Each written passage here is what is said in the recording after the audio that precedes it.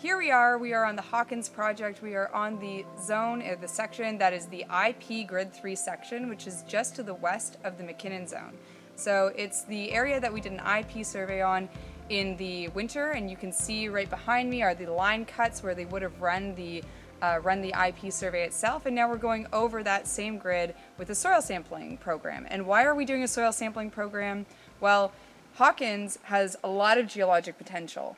But it is very underexplored, and part of the reason is you can see around me not a lot of outcrop. There's not a lot of exposed rock. So we need to use other tools to try and figure out or infer what is in the bedrock below us. There's a lot of overburden here, so we're going to use the soils to help identify areas of priority or areas where we want to be drilling next winter.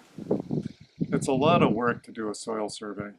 Surprisingly large amount of digging of holes at 25-meter spacing along a line through the bush.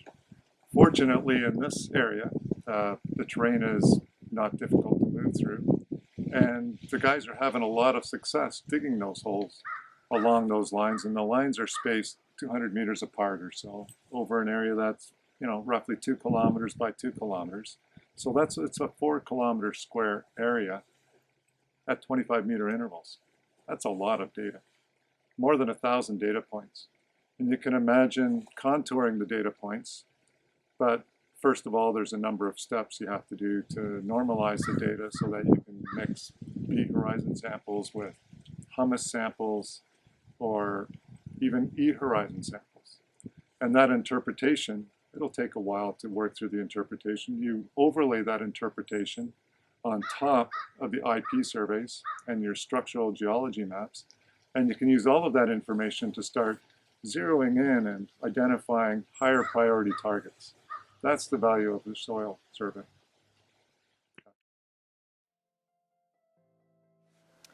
So here we have the soil sample profile. We have these different layers. These layers are called horizons. We've got the O horizon here, that's organics. We've got leaf litter and stuff. Then below that, we have another 2 centimeters of A horizon, and another 5 centimeters here of this white unit, which is the E horizon. And then the unit that we're gonna sample, the horizon that we're gonna sample, I should say, is this brown tan unit down here, that is the B horizon.